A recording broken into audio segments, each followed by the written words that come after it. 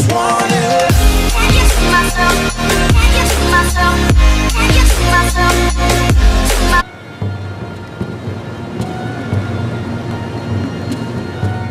For thousands of miles, the Yangtze winds its way through the heart of China, past monuments to the world's most enduring civilization. Preserved here are the enigmatic symbols of a culture so old it reaches back 2,000 years before the time of Christ.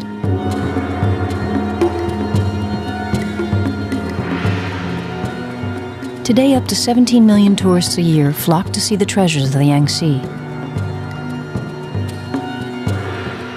Some are living museums. Some are thriving spiritual centers, like the temples at Fengdu and Shibuzhai. Others are lost cities ruined by the passage of time. Yandu was at the height of its power before Columbus arrived in the New World.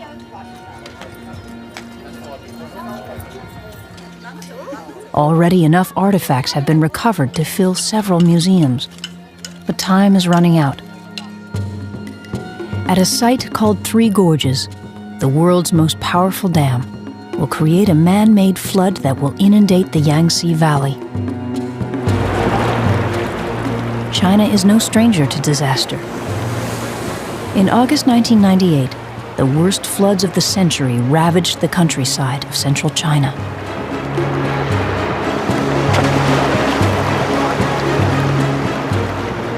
The Chinese army tried to rescue an area the size of New Zealand and failed. 13 million people were displaced from their homes. In this century alone, the Yangtze has claimed over 300,000 lives. Yet the people endure. For as long as they can remember, the floodwaters of the Yangtze have been the lifeblood of China.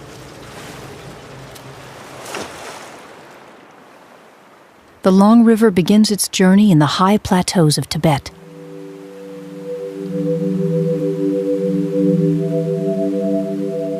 Born of ancient glaciers, it plunges over 21,000 feet before cascading into the tributaries of the Yangtze Valley and making its way to the sea.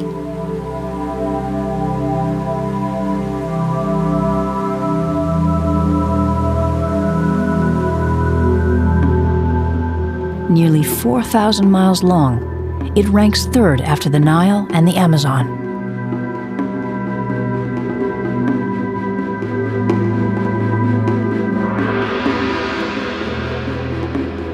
Its drainage area is the size of Mexico. The Chinese hope the Three Gorges Dam will bring a boom to the 400 million people that occupy the Yangtze floodplain. But prosperity comes at a price. Rising water will soon obliterate one of the strangest chapters in Chinese history. Professor Ran Ruichan crosses a swift-flowing tributary north of the river.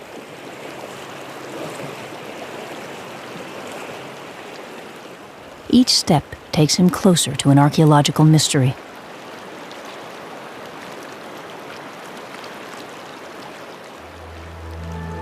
These are the hanging coffins of the Yangtze, the most bizarre burial site in all of Asia.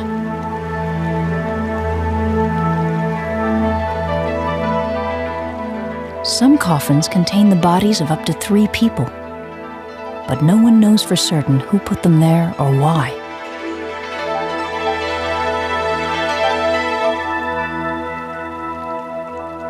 One can only marvel at the skill and resolve of these ancient climbers.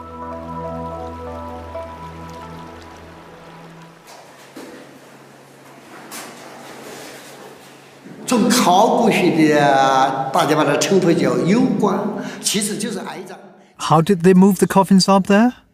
Even with our modern technology today, it is very difficult. Even monkeys would find it difficult to climb up there. Nobody knows how to solve this mystery.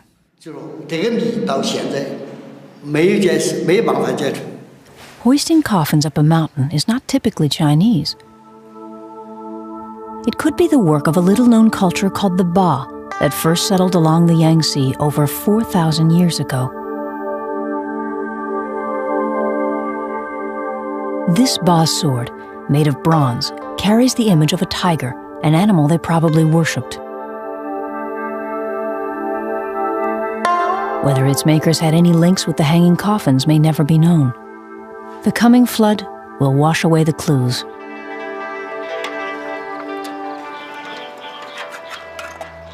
By the year 2002, rising water behind the dam will entomb some 1,200 known archaeological digs.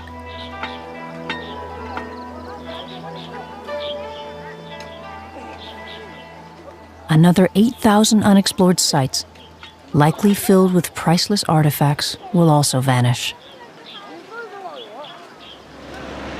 The flood will not be nature's doing, but man's attempt to control it. In 1994, engineers launched China's most ambitious construction project since the building of the Great Wall of China 2,500 years ago.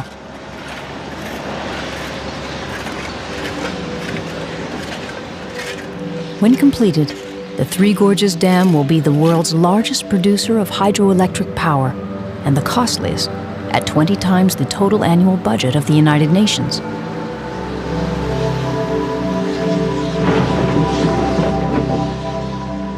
In concrete alone, the dam will consume 26 million tons, enough to build 44 of Egypt's Great Pyramids. The project is designed to control flooding on the lowlands downriver and provide enough non-polluting energy to propel China into the 21st century.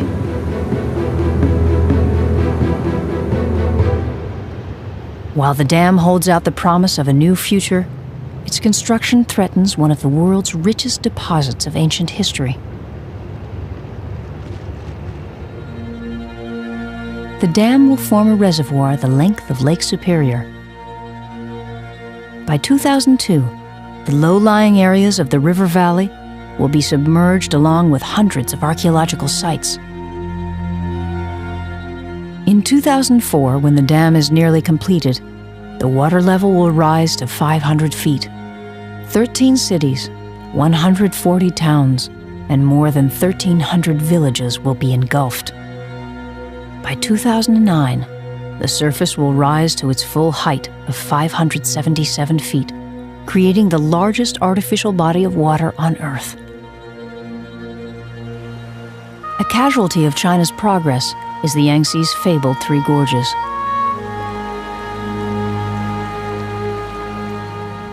As the river slowly rises some 70 stories high, their splendor will diminish with every foot.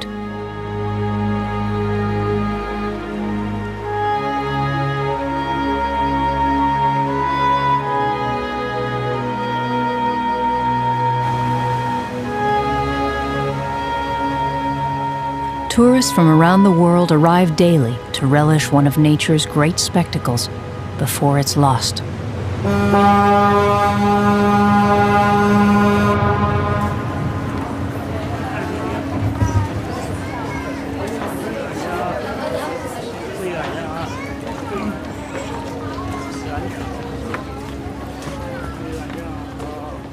Riverboat Captain Tan has worked on the Yangtze since he was 11. Now 65 years old, he is skipper of the White Swan, which carries wealthy passengers through the gorges. After half a century spent on the river, Captain Tan is about to retire. This will be his final voyage through the gorges as he has known them. It takes a lifetime of experience and ceaseless vigilance to survive the Yangtze. In order to be safe, you must know the riverbed, the size of the boat, and the water level. And you must know if the boat can go through the channel. If you don't consider all those factors, life will be lost.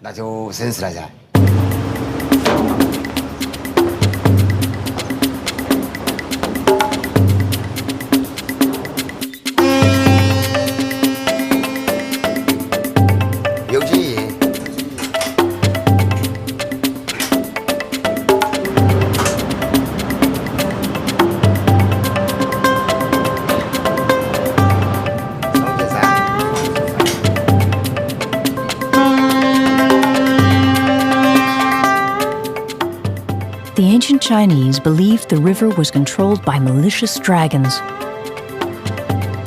From commanding temples above the Yangtze, poets wrote tales of lost kingdoms and mighty battles with serpents.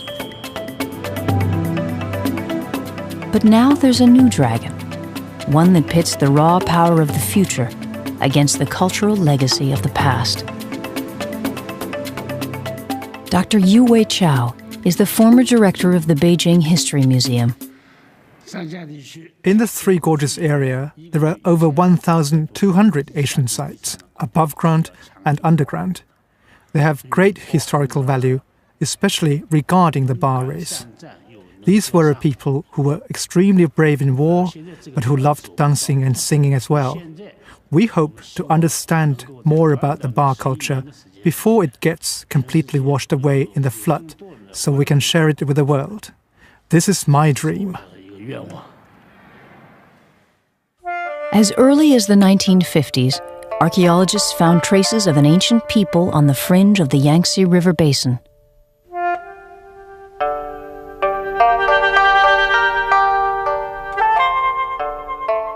In 1986, they unearthed these extraordinary bronze ritual masks.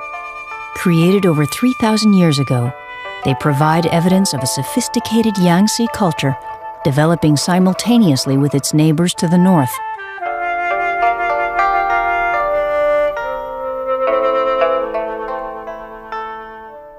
Today, the region has been identified as a vital cultural hub, a new unexplored center of civilization.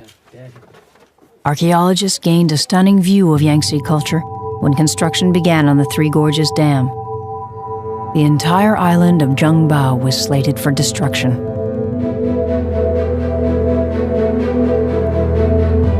Before it was leveled, archaeologists dug a series of trenches.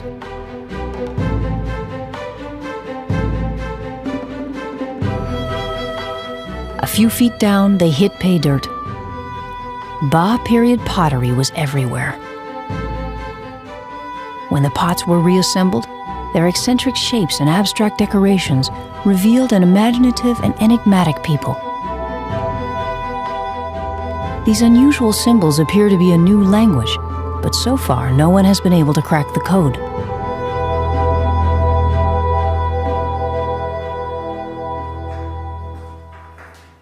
Scores of rare Yangtze artifacts are stored in this vault at the Chongqing Art Museum.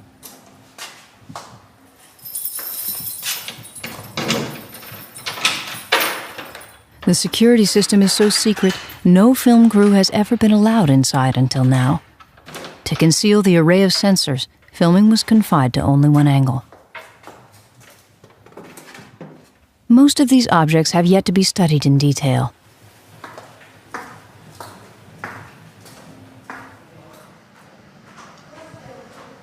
But one thing is known. The museum's growing collection proves Yangtze artisans were endowed with great skill and vision. Some 2,000 years ago, they created masterworks of porcelain. This Yangtze maiden is a world-class example of elegant simplicity.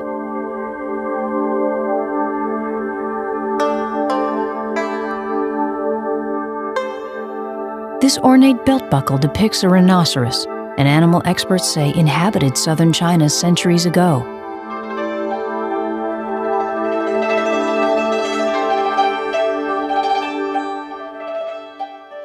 Gold objects are rare in China. This exquisite bowl is over 1,000 years old and almost solid gold. Here, a golden turtle chop. On the bottom, the owner's name, pressed in ink. It was used to stamp important documents. A golden hair brooch, only a few inches long, is a masterpiece of workmanship. All in miniature, it glitters with exotic horses and their riders. On the back, a centuries-old birthday greeting. Bronze chimes may have been used to warn of enemy attacks. The Chinese valued the strength and versatility of bronze above all metals. Reassembled here in the Yangtze city of Wuhan is a monumental set of 64 bronze bells unearthed in 1978. Made 2,400 years ago, this amazing instrument weighs almost 3 tons. The style of the instrument conforms to the fashions of north-central China.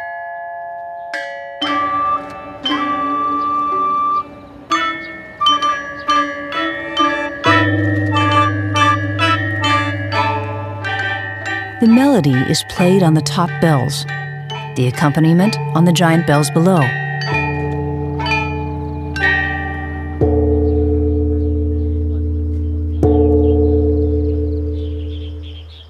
Clearly, the Yangtze people were in contact with cultures hundreds of miles away.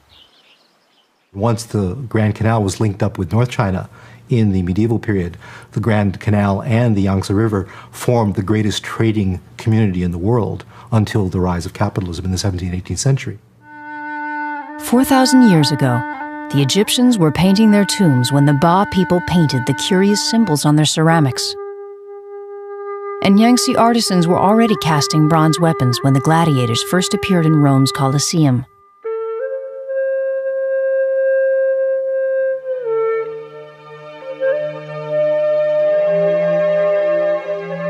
To comprehend the potential loss of ancient treasures to the Three Gorges Dam, Professor Yu-Wei Chao looked to the west for a comparable disaster.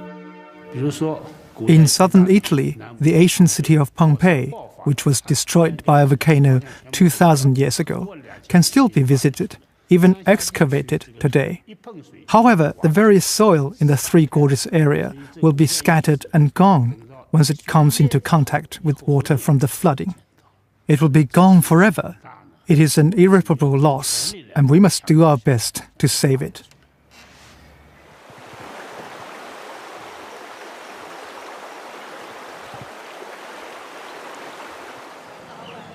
The technique is as old as time, but time is running out at this site called Zhengba. Situated on a small island in the middle of a Yangtze tributary, it can only be excavated during the dry season in spring.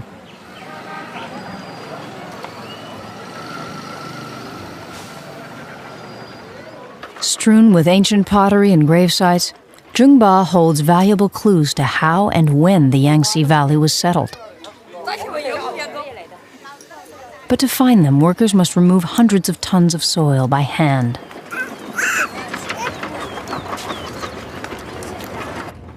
Funds run out in a few weeks, and by next year this site may be underwater.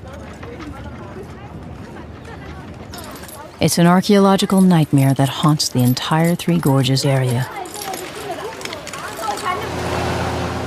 The cost of building the dam is $28 billion, but less than 1% of the budget will go to saving cultural treasures.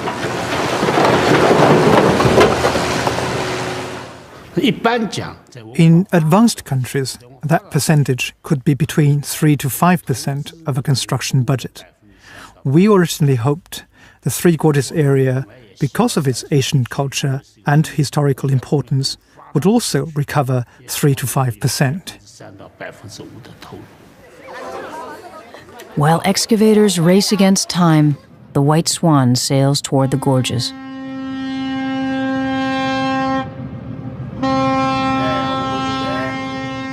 For Captain Tan, the river, its rocks and silt-laden waters evoke a more recent history. Beginning in the late 1700s, British traders flooded China with opium.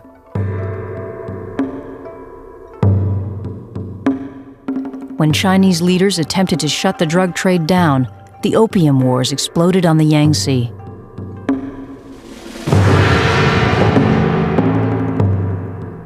British gunboats quickly destroyed the Chinese fleet, opening the way for other European traders. The Chinese bitterly resented the invaders, but they made an exception for one man. A young English navigator named Cornell Plant fell in love with the Yangtze and its people. By 1920, he had plotted every turn in the river. His handbook on navigation would save the lives of countless foreign and Chinese sailors.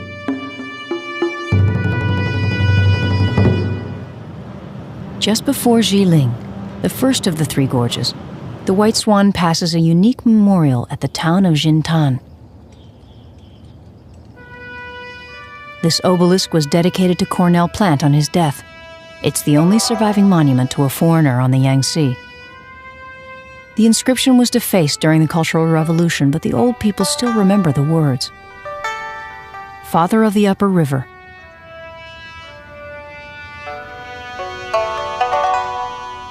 This simple column will vanish, along with the entire town of Jintan, when the dam comes and the flood reaches its ultimate height of 577 feet.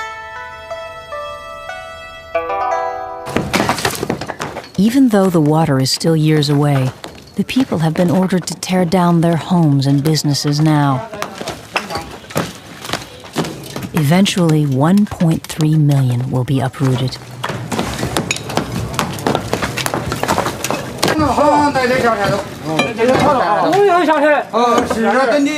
Destruction of the buildings will prevent squatters from moving in after the evacuation and minimize navigation hazards after the flood. The population will be relocated to a modern housing complex under construction above the water level line. New Jintan will overlook its submerged former self. Stranded in one of the poorest areas of China, few inhabitants of Jintan can afford even a snapshot of their doomed homes. Events once linked to street corners and courtyards, weddings, births, and deaths, the history of an entire town will slip out of sight like a great photo album lost to a flood.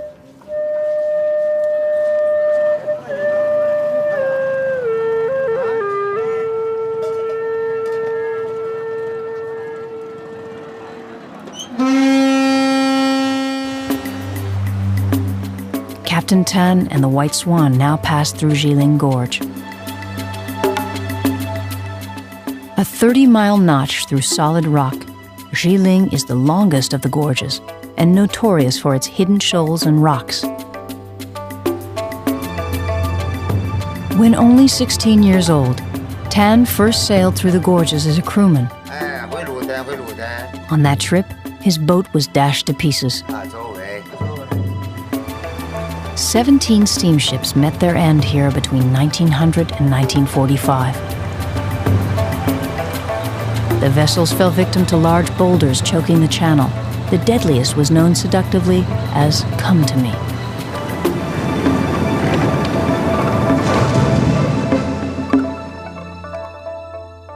The Yangtze is the wellspring of Chinese mythology. The ancients thought its jagged peaks resembled gods and heavenly guardians.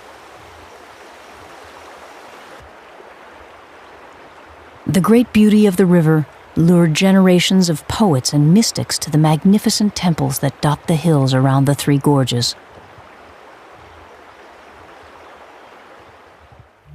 Overlooking the port of Fengdu is a shrine called the City of Ghosts.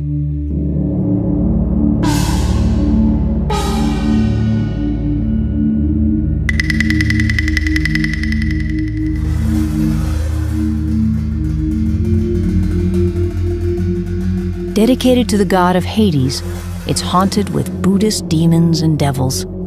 The endless punishment of human sinners is their mission.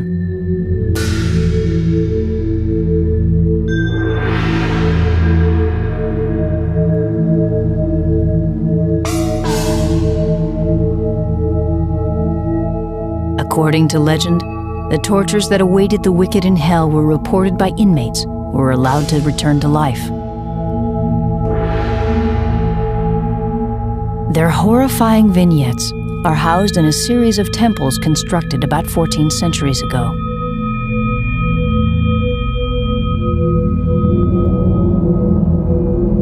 The City of Ghosts will survive the flood,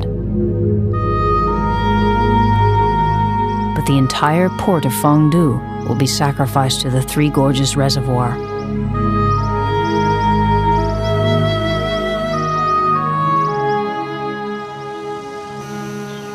Saving less fortunate temples has become the daunting task of Chinese architects. Downriver from Fengdu is the magnificent temple called Shibuze, or Stone Precious Temple. The temple's most breathtaking feature is a towering pagoda. 135 feet high, it is the tallest wooden building in China. Located on a rocky outcrop, the pagoda's internal staircase winds upward for 12 stories. The builders used no nails. The structure was lashed into holes carved into the cliff face. At the summit of the pagoda is a Buddhist temple active until the Cultural Revolution in 1966. To survey the river from the highest story is to look back in time.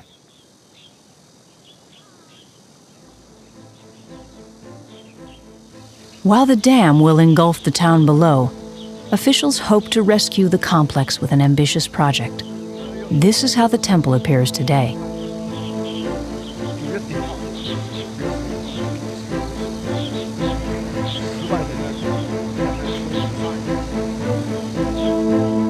To save it, plans have been drawn to build a massive wall around the base of the pagoda.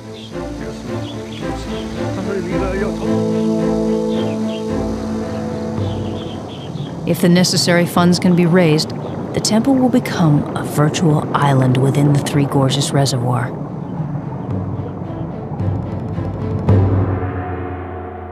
"80 miles downriver is another monumental challenge. Zhangfei Temple commemorates the period between 220 and 265 AD, when 3 separate states ruled the Yangtze River area. Zhang Fei was a heroic general in the state called Shu. Zhang helped purge the land of corruption, but was ultimately murdered by his treasonous officers. In the 1960s, Mao's Red Guards ransacked some of China's most sacred places. Not only was Zhang Fei's temple threatened, but also its collection of some of the greatest calligraphy of the Yangtze. Such historical treasures suffered damages and destruction during the Cultural Revolution. So to save these cultural relics, intellectuals here wrote Chairman Mao's quotations on the reverse sides. No Red Guard would dare destroy the thoughts of Mao, so the priceless tablets of Zhang Fei Temple survived. This 156-meter line indicates where the water level will lie in just 5 short years, unless millions of dollars can be raised to rescue the temple from the reservoir.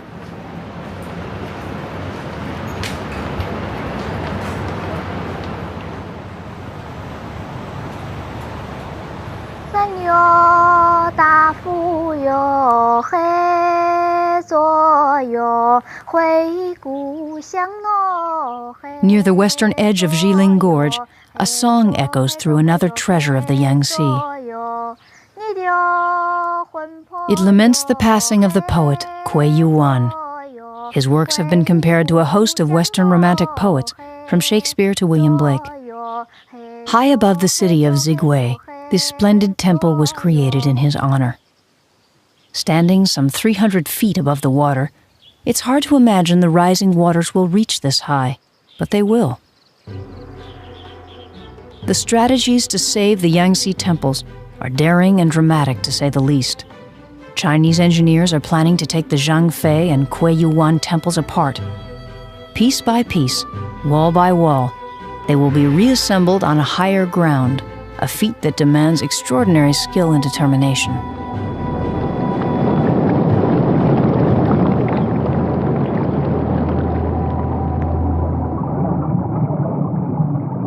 My own feeling is that the temples, particularly the Zhangfei Temple and the Chuyuan Temple, which they do have plans to move, probably are a little bit overly ambitious. Given the logistics of that area, there are no major roads, river traffic is uneven. It'll be very difficult to take apart those temples and then reconstruct them within the time limits that they've set up. Other temples will be lost forever.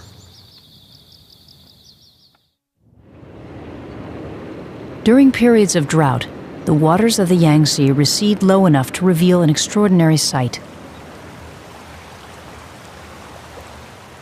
This rare archival footage of White Crane Ridge documents a bar of sandstone covered with stylized carvings of fish.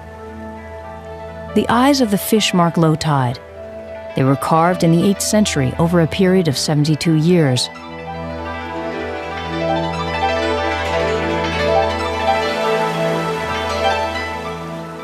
Additional inscriptions provide a detailed record of times of drought. A clue to the whims of ancient climate, they span 1,000 years. But soon the tide will ebb no more at White Crane Ridge.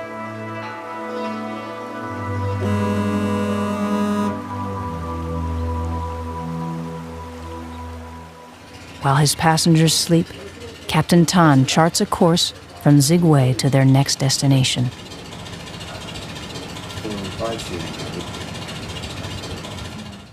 Upriver from Jilin Gorge is Wu Gorge.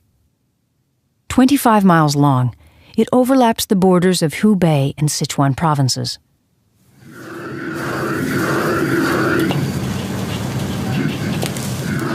By lunchtime, the White Swan has tied up just outside the gorge to take on fuel.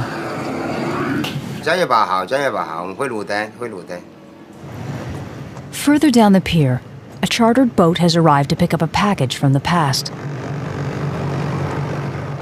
Excavators from the Zhengba site are sending another shipment to the museum in Chongqing.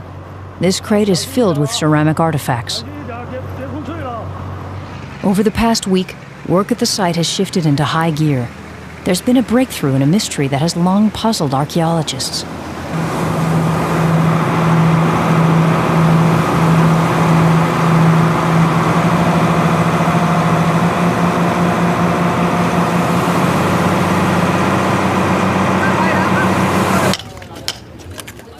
None of the pottery at Zhengba is the same age. Instead, it spans thousands of years, suggesting the site was continuously occupied. The buildings of one culture were constructed on the ruins of another, making Zhengba a layer cake of Yangtze history. This is a major site compared with other sites in the Three Gorges. It can be dated back around 4,500 years through the Neolithic age. The remains here include house foundations, pottery making, cemeteries, trash heaps, tools of production, and tools of daily life.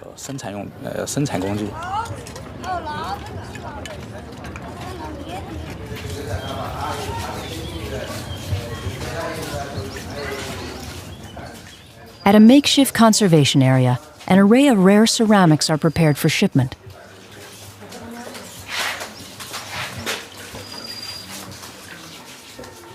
Here, fragments of human history span a gulf of time that reaches back to when the Egyptians built their first library in 2500 BC.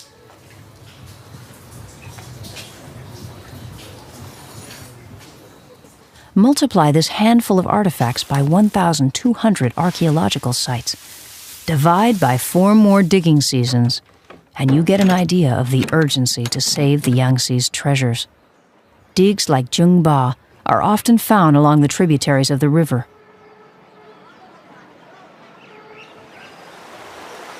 None are more breathtaking than the Daning. Snaking north from Wushan, it's one of the most unspoiled stretches of water in all of China. The river is a maze of shallow twists and turns.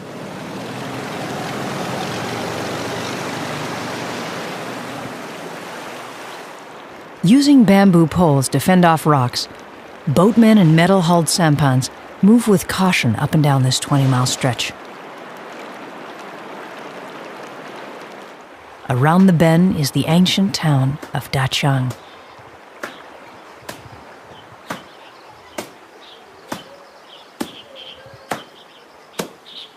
The region was first settled in the 3rd century AD, but the present town dates back 400 years.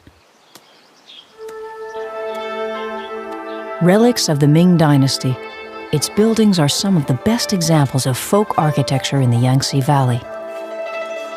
The Chinese consider Dachang a national monument, but sadly, none of it will be saved.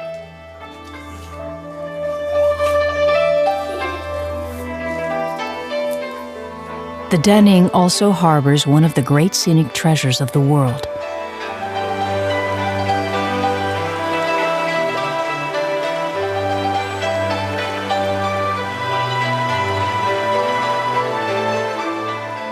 Like a miniature version of the mighty Yangtze, three little gorges are packed with imposing rock formations.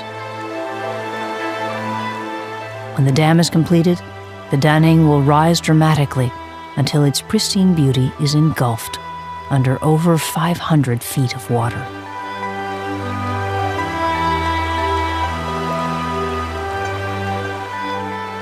From scenic wonders and ancient sites to treasured temples and ancient towns, the coming flood is a call to action.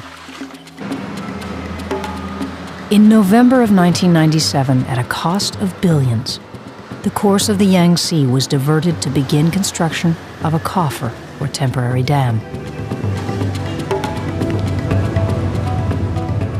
Boatmen know the river will be safer, but along with the ill-fated artifacts of their culture, they also mourn the loss of their own piece of history.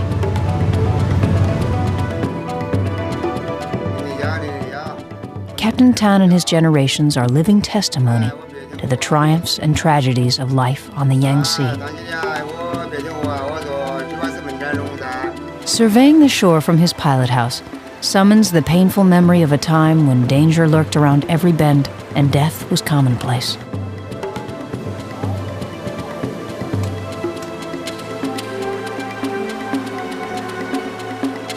Here along the rocky edge of the river, an army of men and boys called trackers lived and died. Until the 1940s, when boats were powered by their own steam, vessels weighing as much as 120 tons were pulled upriver by human muscle. The river flowed fast, and the path was narrow. If you fell, you died.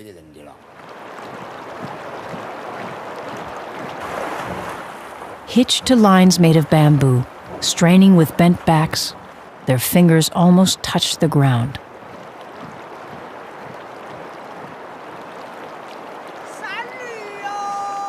As they pulled, they sang to ease the pain.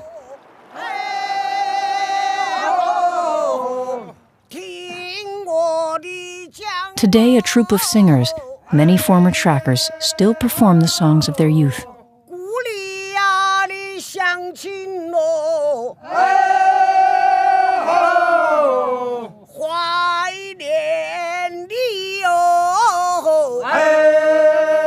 One in 20 boats were destroyed, but no one knows how many trackers were pulled to their deaths.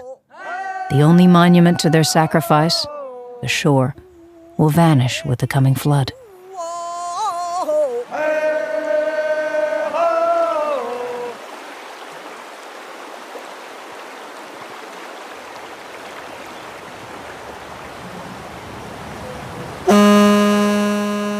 The White Swan enters Wusha Gorge.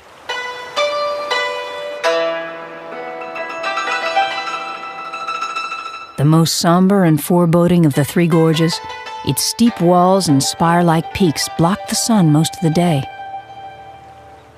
Far downriver, the crates of artifacts from the Zhengba archaeological site finally reach Chongqing.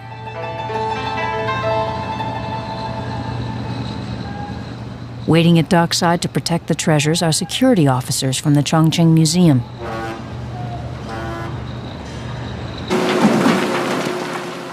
The looting of antiquities along the river has become an underground industry since construction began a decade ago.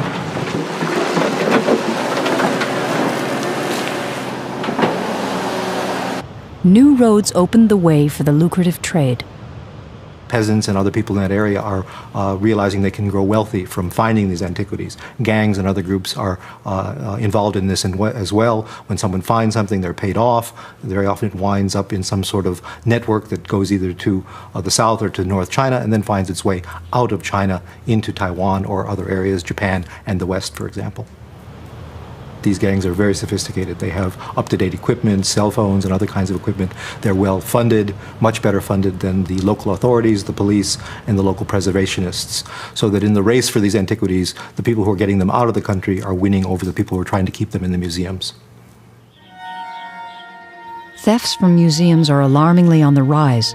9 rare bronzes were recently stolen from the Chuyuan Temple. Works of art belonging to the Zhangfei Temple have also disappeared. In Fengji, peasants hunting for artifacts assaulted officials who tried to stop them.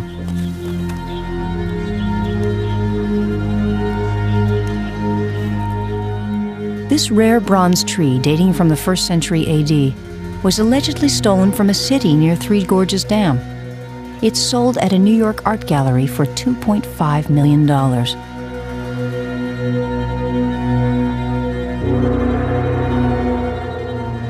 Security officers throughout the region are in desperate need of funding.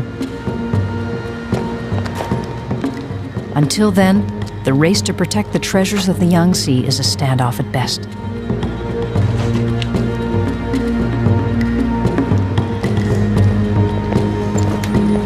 Here at the Chongqing Museum, the Zhongba artifacts are headed for the vault to join the overflowing inventory. Among them, Chinese scholars are finding new clues to the Ba culture. They think this urn-shaped object, called a chunyu, was used by the Ba to accompany war chants. It carries the distinctive symbol of the tiger. Some believe the tiger may also link the ancient Ba to a people called the Tujia. Today, the Tujia live in scattered settlements along the Three Gorges. Recognized as a national minority by the Chinese government, their folk groups still perform traditional dances and songs.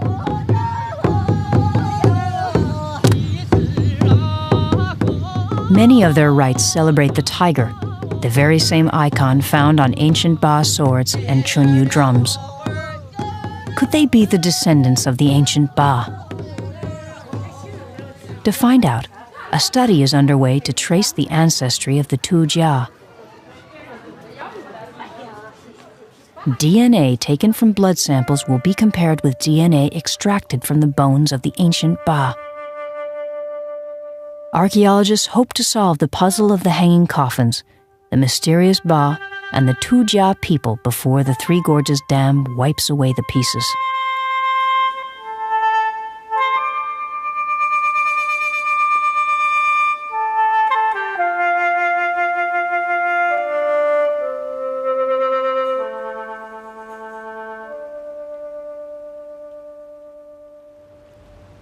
The White Swan now heads for the last of the Three Gorges, Kutang. Barely 5 miles long, it's flanked by steep cliffs and towering peaks.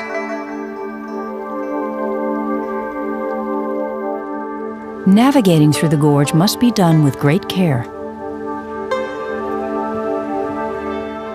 The Yangtze courses through the narrow channel at speeds up to 20 miles an hour.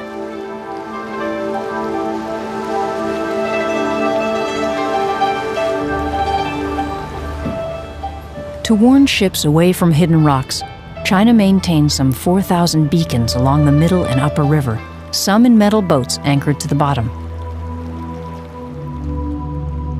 Passage through the gorges is strictly controlled by a network of signal stations. As Captain Tan enters the rapids, he alerts a station just around the bend. All traffic is halted to allow the White Swan safe passage through the Narrows.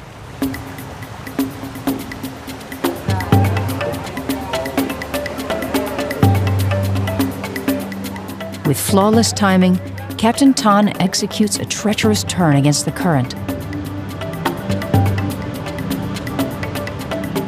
The White Swan glides through the gorge with grace to spare.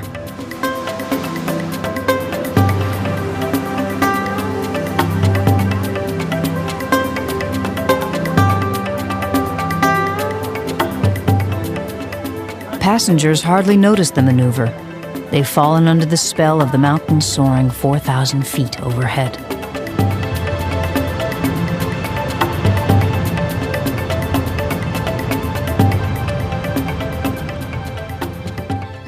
A day later, Captain Tan puts in at Shibudzai.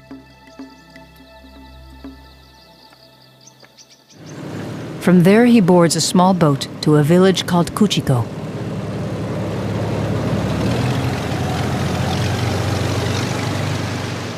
Tan was born here, and his exploits have made him a local hero of sorts. He's come to see friends and relatives and visit the home he grew up in just one more time. The water level has already begun to rise, and his village, like so many others, will completely disappear by 2004.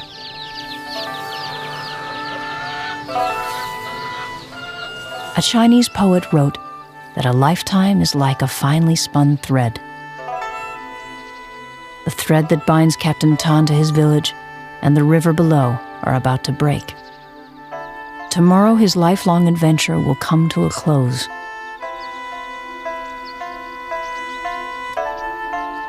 At first light, Captain Tan will leave his ship for the last time and retire from the Yangtze.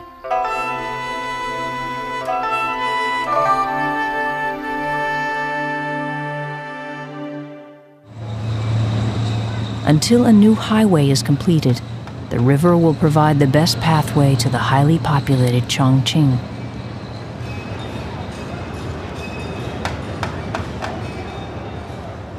During the Second World War, the Japanese took another route. From 1939 until 1941, the city endured 250 major air raids. Bombers came in waves 20 minutes apart.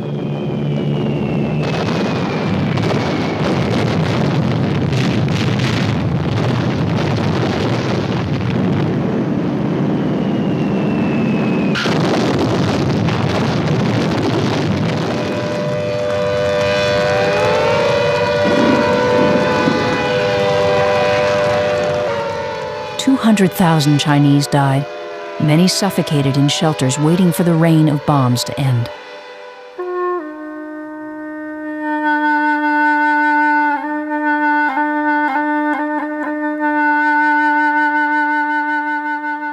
Just outside of Chongqing is a monument that survived the Japanese invasion, but may not endure the Three Gorges Dam.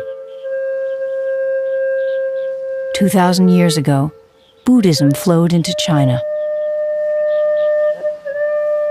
A local Yangtze general ordered this statue carved from sandstone.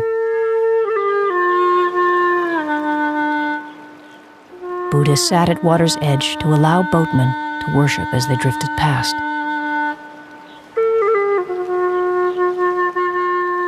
Today, the shrine remains an active site of prayer. Many fear the dam and the coming flood will claim the statue. But in return, the government promises that by the year 2012, Chongqing will be the greatest port in all of China.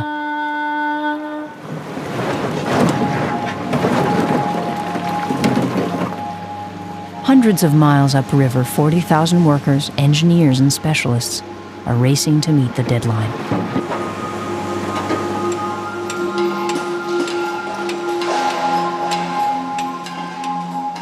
New cities are rising and a modern highway is under construction to anchor the Yangtze firmly to the 21st century. The hidden costs of progress are high. In one location, 1,000 tombs dating from the Ming Dynasty were destroyed. So far, only a small fraction of the $250 million earmarked for rescue has been released. Government officials are undecided about who should administer the funds.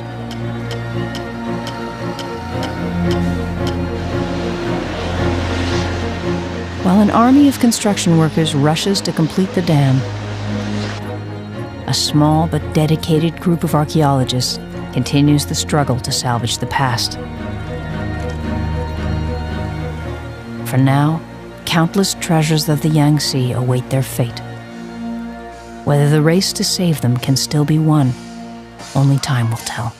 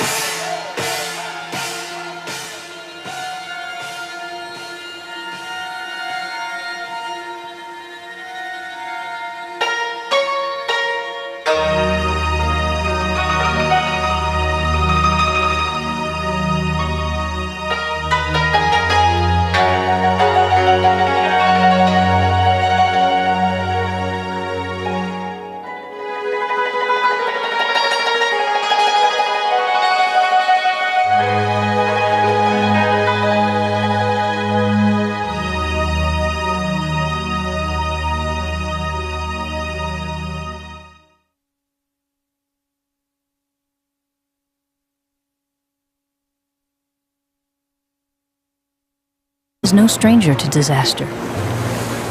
In August 1998, the worst floods of the century ravaged the countryside of central China.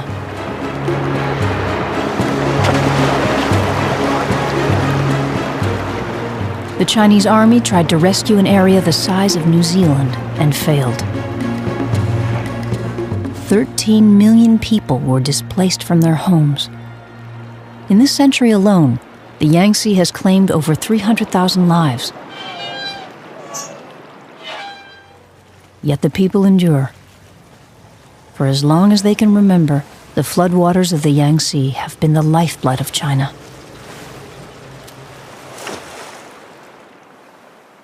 The long river begins its journey in the high plateaus of Tibet.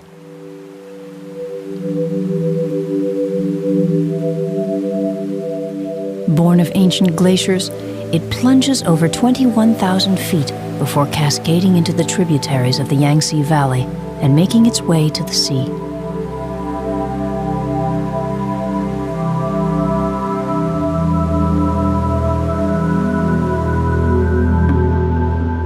Nearly 4,000 miles long, it ranks third after the Nile and the Amazon.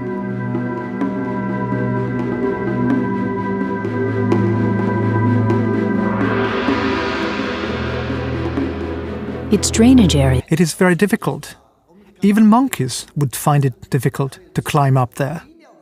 Nobody knows how to solve this mystery.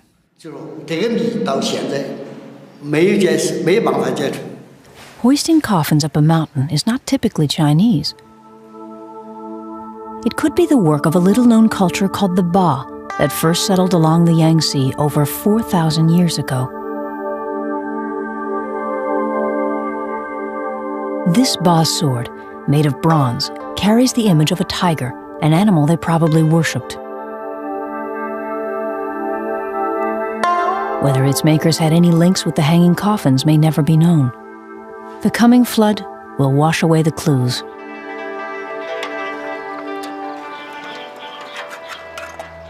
By the year 2002, rising water behind the dam will entomb some 1,200 known archaeological digs.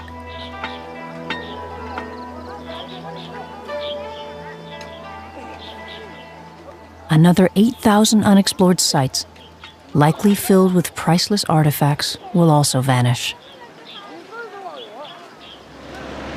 The flood will not be nature's doing, but man's attempt to control it. In 1994, engineers launched China's most ambitious construction project since the building of the Great Wall of China 2,500 years ago.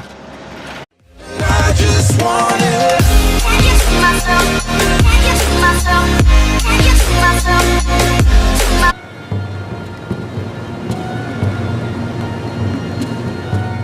For thousands of miles, the Yangtze winds its way through the heart of China, past monuments to the world's most enduring civilization. Preserved here are the enigmatic symbols of a culture so old it reaches back 2,000 years before the time of Christ.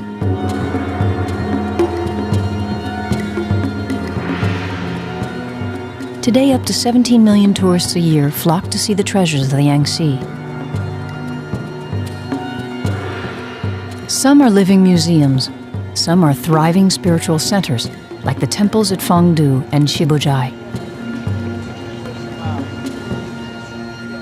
Others are lost cities ruined by the passage of time.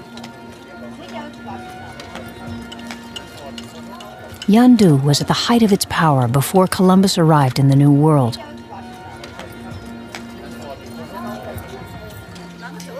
Already enough artifacts have been recovered to fill several museums, but time is running out. At a site called Three Gorges, the world's most powerful dam will create a man-made flood that will inundate the Yangtze Valley. China is the size of Mexico. The Chinese hope the Three Gorges Dam will bring a boom to the 400 million people that occupy the Yangtze floodplain. But prosperity comes at a price. Rising water will soon obliterate one of the strangest chapters in Chinese history. Professor Ran Roy Chan crosses a swift-flowing tributary north of the river.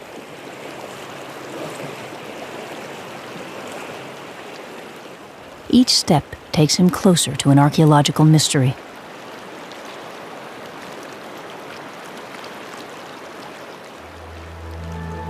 These are the hanging coffins of the Yangtze, the most bizarre burial site in all of Asia.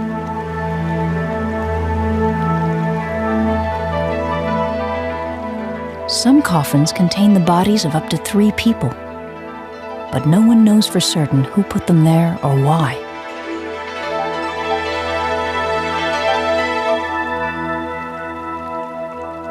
One can only marvel at the skill and resolve of these ancient climbers.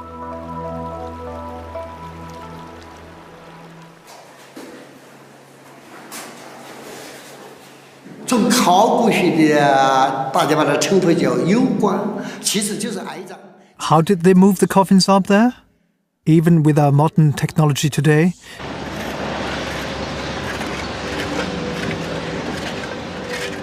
When completed, the Three Gorges Dam will be the world's largest producer of hydroelectric power and the costliest, at 20 times the total annual budget of the United Nations.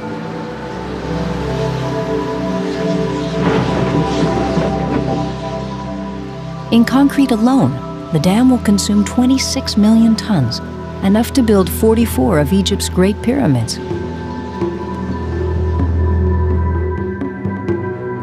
The project is designed to control flooding on the lowlands downriver and provide enough non-polluting energy to propel China into the 21st century.